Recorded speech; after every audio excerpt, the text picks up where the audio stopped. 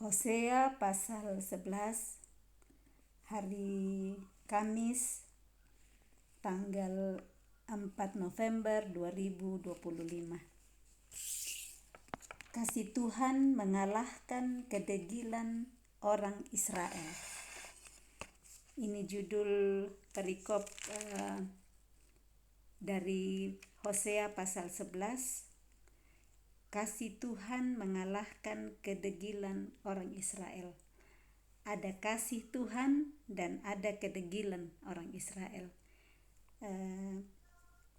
Ini dua kata, kasih dan degil, itu dari kasih Tuhan mengalahkan kedegilan. Nah, dalam hal ini kata degil itu artinya keras kepala, keras hati, tidak mau menuruti nasihat. Jadi sulit atau tidak mudah untuk diubah dalam hal kalau mereka selalu mempertahankan pendapat sendiri, padahal sudah dinasehati, sudah diajar, tetapi tetap tidak mau menurut nasihat. Dan yang ini yang dikatakan ya, keras kepala, keras hati. Nah, inilah orang Israel yang dituliskan di Hosea pasal 11, tetapi ada kasih Tuhan yang sanggup mengalahkan kekerasan hati, kekerasan kepala, tidak mau menuruti nasihat, tidak mau menuruti perintah Tuhan, tidak mau diubah. Inilah bangsa Israel yang terus-menerus dikasihi oleh Tuhan sekalipun mereka berulang-ulang tidak mau mendengar apa nasihat-nasihat para nabi yang datang kepada mereka. Kasihnya begitu besar, dan ini kita akan baca di pasal 11 ini. Ketika Israel masih muda, kukasihi dia, dan dari Mesir kupanggil anakku itu. Nah, kita ingat ya, dari perbudakan di Mesir, Tuhan menyelamatkan mereka, Tuhan mengeluarkan mereka dari perbudakan di Mesir, dan di dalam perjalanan ke tanah perjanjian, di sana berulang-ulang kali umat Israel yang dikasihi Tuhan ngambek sama Tuhan, marah-marah sama Tuhan melalui hambanya Musa ya saat itu yang memimpin keluar dari Mesir. Dan ini dituliskan bahwa ketika Israel masih muda, nah waktu dipanggil keluar dari Mesir, Tuhan bilang, kukasihi dia, dan dari Mesir kupanggil anakku itu. Makin kupanggil mereka, makin pergi mereka itu dari hadapanku. Mereka mempersembahkan korban kepada para Baal dan membakar korban kepada patung-patung. Nah, Tuhan mau bilang, makin aku panggil mereka, makin aku kasihi mereka, mereka malah makin pergi jauh dari hadapan Tuhan. Malah mereka mempersembahkan korban kepada para Baal dan membakar korban kepada patung-patung. Nah, bagaimana mereka dikasihi oleh Tuhan tetapi mereka malah berbalik kepada ilah-ilah, kepada Baal. Mereka tidak mendengar pengajaran Tuhan melalui hambanya Musa pada saat itu ya. Berulang-ulang Tuhan menolong, Tuhan membuka laut Teberau supaya selamat dari pengajaran orang Mesir, diberikan air minum dari batu, gunung batu, diberikan manna, diberikan burung puyuh, semua Tuhan sediakan apa yang mereka butuh, tetapi mereka malah berbalik kepada para Baal dan membakar korban kepada patung-patung. Ayat 3, padahal akulah yang mengajar Efraim berjalan dan mengangkat mereka di tanganku, tetapi mereka tidak mau insaf bahwa aku menyembuhkan mereka. Ini Tuhan umpamakan Efraim ya, ini Israel sebagai anak kecil yang belajar berjalan. Karena kalau anak kecil seperti kita, waktu anak kita masih kecil kita pegang untuk belajar berjalan. Nah, Tuhan mengumpamakan seperti itu. Padahal akulah yang mengajar Efraim berjalan dan mengangkat mereka di tanganku. tetapi mereka tidak mau insaf. Ini mereka tetap tidak mau insaf, tidak mau sadar bahwa aku menyembuhkan mereka. Mereka tidak menyadari dan tidak melihat kasih dan pertolongan Tuhan buat mereka. Ayat 4, aku menarik mereka dengan tali kesetiaan, dengan ikatan kasih. Nah, Tuhan dengan penuh setia, dengan penuh kasih, menarik mereka, menolong mereka. Tetapi mereka tidak mau insaf. Mereka terus menerus pergi kepada dewa-dewa lain. Mereka membakar korban kepada Baal, mempersembahkan korban kepada Baal. Bagi mereka aku seperti orang yang mengangkat kuk dari tulang rahang mereka. Aku membungkuk kepada mereka untuk memberi mereka makan. Begitu kasihnya Tuhan. Tuhan mengatakan di sini aku membungkuk, merendahkan, bahkan Tuhan yang merendahkan diri ya, membungkuk untuk memberi makan kepada mereka. Tuhan nantinya bahkan dengan penuh kasih menyerahkan anaknya yang tunggal untuk menyelamatkan seluruh umat. Tetapi di sini kita akan lihat bagaimana orang Israel kepada Tuhan. Mereka dengan terus mempertahankan apa yang mereka pikir, tidak mau diubah, tidak dengarkan nasihat, dan tidak mau melihat bagaimana besarnya kasih Tuhan dalam hidup mereka. Ayat yang kelima, mereka harus kembali ke tanah Mesir dan Asyur akan menjadi raja mereka, sebab mereka menolak untuk bertobat. Ada lagi kata pertobatan di sini. Jadi Tuhan yang katakan di sini, sebab mereka menolak untuk bertobat, ya mereka harus kembali lagi ke tanah Mesir, karena mereka selalu pikir di Mesir itu yang terbaik. Waktu di padang gurun mereka sering marah kepada Musa dan minta dipulangkan ke Mesir. Kenapa bawa kami ke sini? Kami enak waktu di Mesir, masih ingat-ingat kacang merahnya di Mesir, mentimunnya di Mesir, hal-hal yang mereka pikir baik, padahal mereka dalam perbudakan waktu di Mesir. Nah, ini sudah dibebaskan, tetapi mereka malah lebih pilih pulang ke Mesir jadi budak. Nah, ini mereka menolak untuk bertobat, padahal mereka sudah diberikan kehidupan yang bebas. Mereka bisa bebas menyembah kepada Allah, kepada Tuhan. Mereka yang namanya bebas ya, karena jadi budak itu ya diperintah-perintah. Budak harus bikin apa sesuai yang Firaun dan hamba-hambanya perintahkan kepada mereka. Nah, tetapi saat mereka tidak mau untuk bertobat, mereka menolak untuk bertobat, maka di ayat 5 dikatakan mereka harus kembali ke tanah Mesir dan Asyur akan menjadi raja mereka. Kepada Asyur, raja Asyur, mereka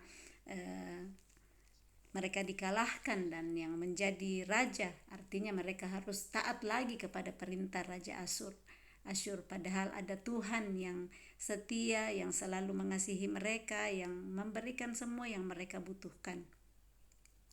Ayat 6, pedang akan mengamuk di kota-kota mereka, akan memusnahkan palang-palang pintu mereka, dan akan memakan mereka di benteng-benteng mereka. Jadi saat tidak mau bertobat, tidak mau dengar-dengaran, dan terus keras hati, keras kepala, nah akan ada pedang yang mengamuk, akan di kota-kota mereka ya akan ada peperangan, akan ada pertikaian. Ayat 7, umatku betah dalam membelakangi aku. Mereka memanggil kepada Baal dan berhenti meninggikan namaku. Ini betah ya, senang tinggal dalam membelakangi Tuhan. Ini bagaimana kekerasan hati Israel yang dikatakan Tuhan umatku, umat Tuhan sendiri, tetapi malah mereka betah, mereka tinggal dalam membelakangi Tuhan, tidak mau membelakangi artinya berbalik ya, tidak menghargai Tuhan, tidak menghormati Tuhan, tidak mengikuti perintah-perintahnya. Seperti anak kecil ya, kalau dikasih tahu mereka membelakang, tidak mau dengar orang tua. Nah, ini Tuhan katakan mereka betah, mereka tinggal di dalam membelakangi Tuhan, dan bahkan mereka memanggil kepada Baal.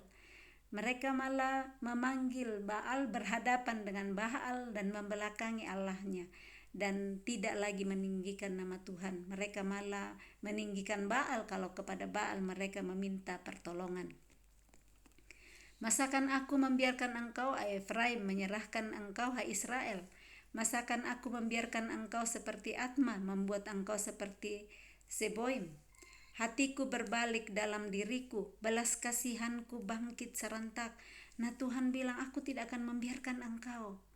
Ada kasih Tuhan yang datang kembali untuk bangsa Israel, dan dia berkata bahwa hatiku berbalik dalam diriku.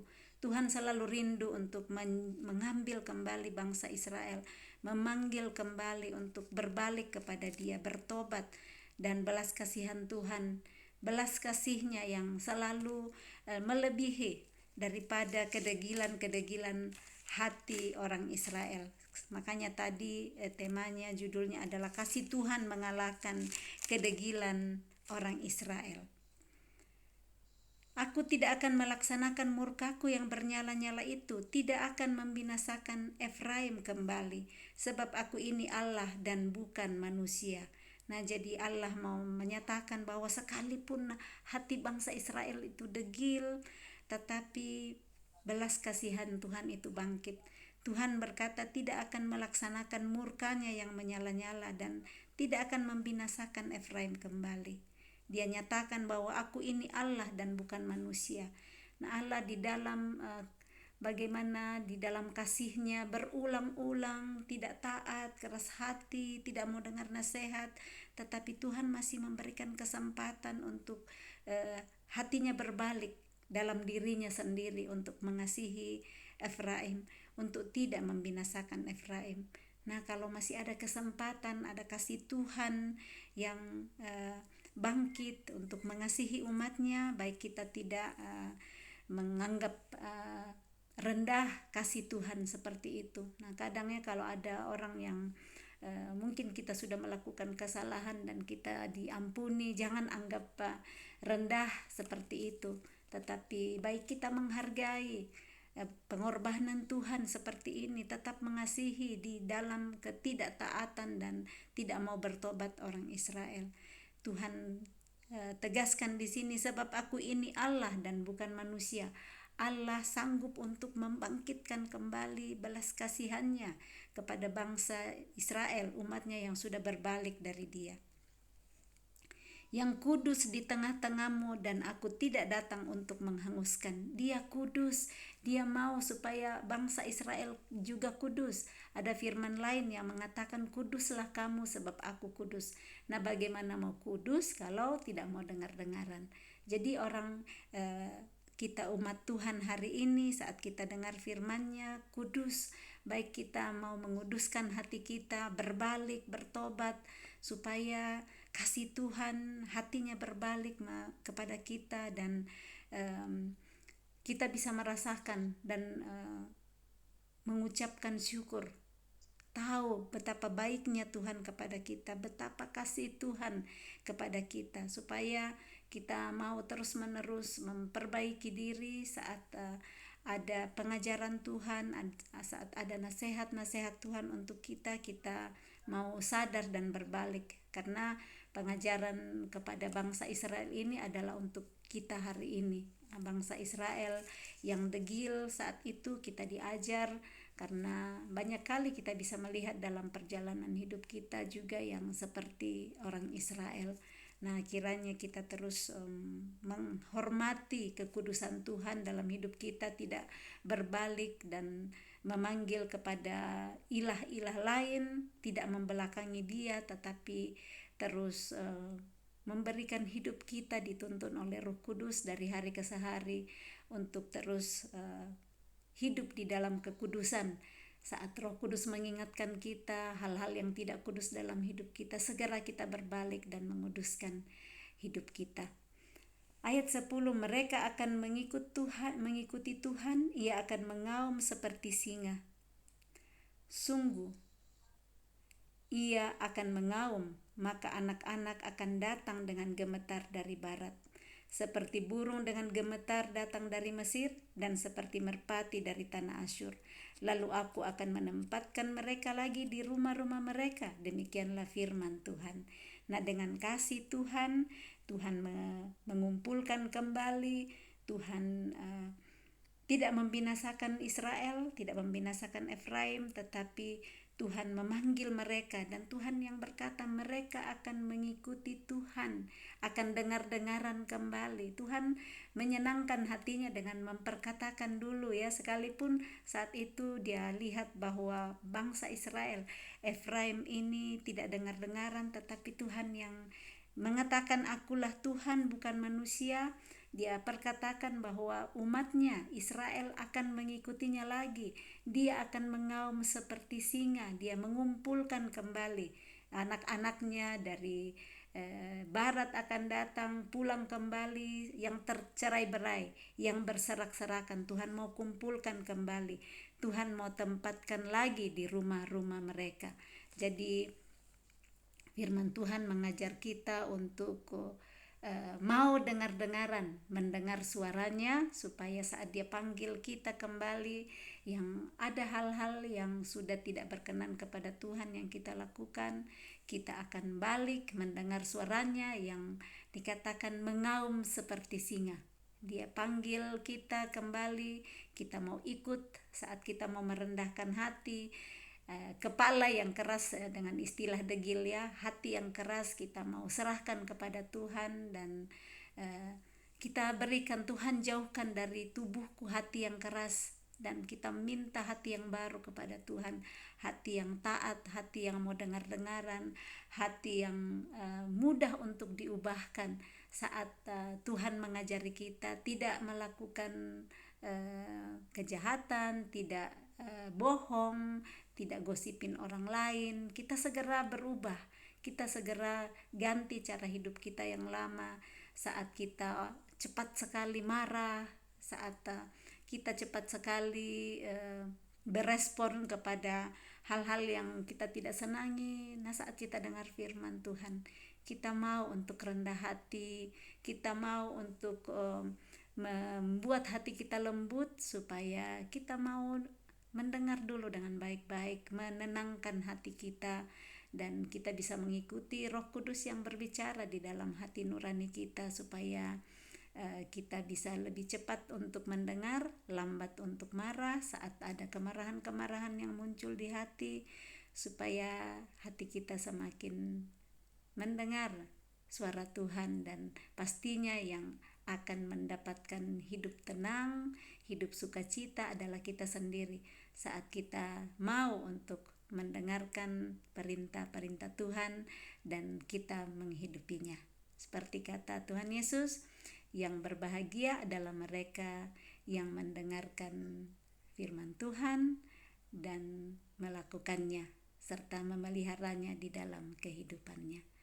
Salam kasih, Tuhan Yesus memberkati. Shalom.